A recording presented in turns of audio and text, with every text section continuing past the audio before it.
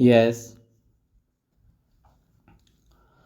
महोदय, विकसित देशों की भांति विकासशील देशों में फिलहाल यह समस्या नहीं है, लेकिन बदली हुई परिस्थितियों में विशेषकर संभ्रांत परिवारों और कामकाजी माता-पिता के बच्चों के बीच मोटापे की समस्या तेजी से बढ़ रही है।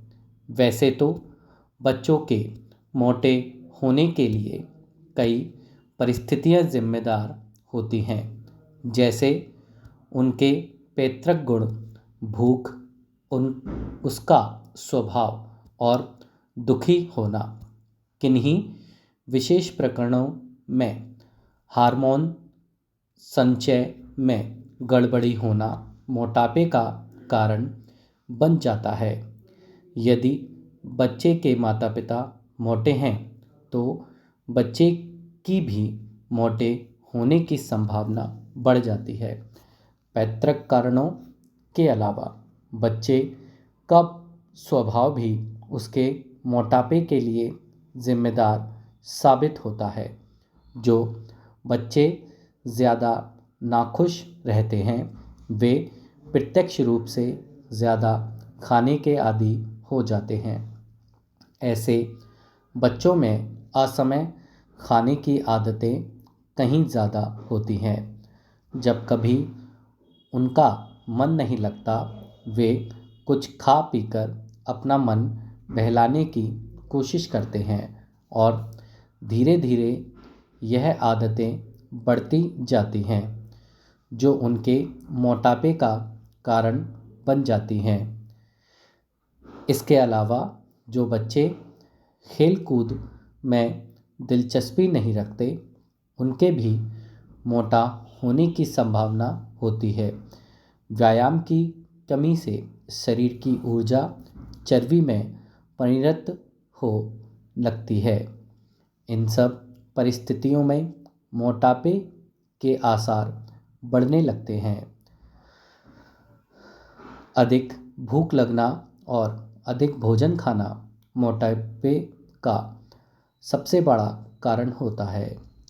नवजात शिशु ही क्यों ना हो, उसे आवश्यकता से अधिक दूध पिलाना अवांछनीय है। दूध के स्थान पर ठोस आहार देना कहीं अधिक श्रेयस्कर होता है।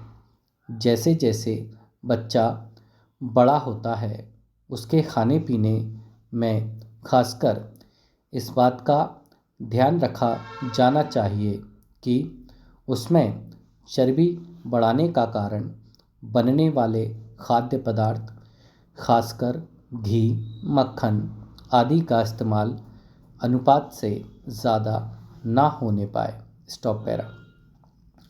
करीब 6-7 वर्ष से लेकर 15 वर्ष तक की उम्र के बच्चों का शारीरिक विकास अत्यधिक तेज हो जाता है।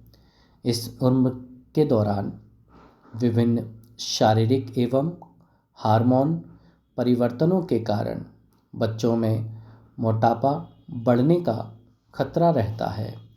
मोटापा बच्चों के लिए कई बार अभिशाप बन जाता है। अन्य बच्चे उसे मोटा कहकर चिढ़ाते हैं तथा उसके साथ खेलना पसंद नहीं करते। इस प्रकार दुखी होने और अकेलेपन के कारण स्वयं को सत्यावन देने के लिए बच्चा सामान्य से क्रमशः मोटा ही होता चला जाता है।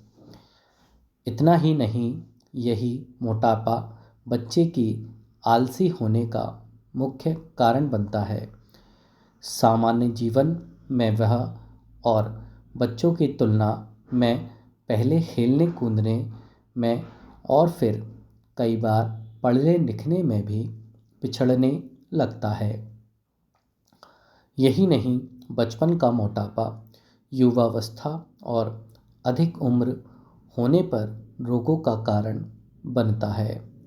मोटापा, हृदय रोग, कुछ इस प्रकार के कैंसर और समय से पहले मौत का प्रमुख कारण बन जाता है। अत्यधिक मोटापा शरीर में चर्बी को जन्म देता है, जिसका असर रक्त की धमनियों और शिराओं पर पड़ने लगता है। Stop para. भाइयों, आखिरकार एक लंबे संघर्ष के बाद, जो कि मुख्य रूप से अहिंसात्मक था और जिसका नेतृत्व ऐसे विलक्षण व्यक्ति ने किया जो अहिंसा और सत्य को ईश्वर का पर्याय मानता था, परंतु स्वतंत्रता के किनारे पहुंचने के अंतिम चरण में भारत को खून की नदी में से होकर गुजरना पड़ा और यह नदी भारतीयों ने ही खोदी थी तथा इसमें भारतीयों का खून ही बह रहा था। अभूतपूर्व पैमाने पर लोगों का निष्क्रमण हुआ। पुरुषों, स्त्रियों, बच्चों, बूढ़ों, बीमारों समेत 1 करोड़ व्यक्ति, जिनके शरीरों से खून चूकर भारत की भूमि तक को रंग रहा था, भारत के एक ओर से दूसरी ओर गए। उन्होंने अपने पीछे न केवल मकान और ज़मीनें छोड़ी, बल्कि अपने घर के व्यक्तियों के मृत शरीर भी छोड़े। स्वतंत्र भारत के किनारे तक पहुंचने के लिए देश को यह मूल्य चुकाना पड़ा और वह 2 प्रभुता संपन्न राष्ट्र भारत और पाकिस्तान में विभाजित हो गया। यह 15 अगस्त 1947 की बात है। कांग्रेस ने जो वास्तविक रूप से 1885 में भारत की राष्ट्रीय वाणी थी, हमेशा भारत की एक राजनीतिक इकाई के रूप में संकल्पना की थी।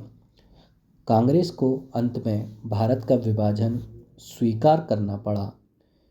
वैसे तो यह स्वीकृति सहमति से दी गई थी, परंतु वास्तविक रूप में देखा जाए तो यह ब्रिटिश शासकों द्वारा पिछले कई दशकों से भारत उत्पन्न की गई परिस्थितियों के दबाव के कारण था। फूट डालो और राज करो की नीति पहले अलीगढ़ मुस्लिम कॉलेज की स्थापना के साथ शुरू की गई और दूसरे के बाद आने वाले 3 ब्रिटिश प्रिंसिपलों ने पृथकता का विचार मुस्लिम नेताओं और छात्रों के मन पर बैठाया। Stop para. Sir Syed Ahmad को विभाजन मूलक विचारों को फैलाने के लिए उनसे हर प्रकार की मदद मिली। हम यह नहीं कहेंगे कि इसमें हिंदुओं का कोई दोष नहीं था, जो मुसलमानों से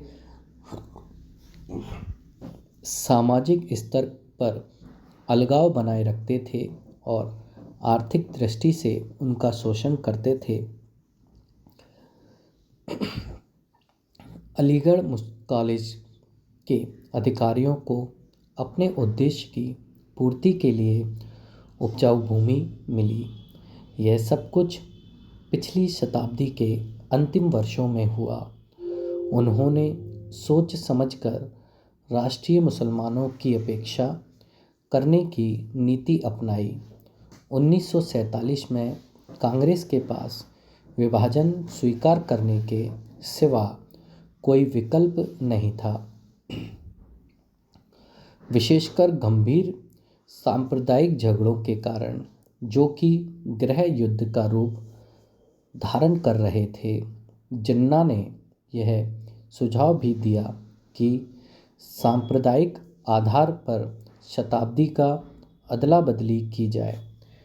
शायद वह बेहतर समाधान होता, क्योंकि इससे शायद वे क्रूर कृत्य न होते तो बहुत लंबे काल तक पड़ोस में रहने वालों के साथ उनके पड़ोसियों ने किए विभाजन को स्वीकार करते हुए कांग्रेस ने 15 जून 1947 को दिल्ली में एक प्रस्ताव पास किया, जिसमें अंतिम बार भारत की मूलभूत एकता का आग्रह किया गया था। इसमें कहा गया था, पिछली 2 पीढ़ियों के श्रम और बलिदान की नहीं, बल्कि भारत का विस्तृत इतिहास और परंपरा भी इस मूलभूत एकता की साक्षी है। स्टॉप।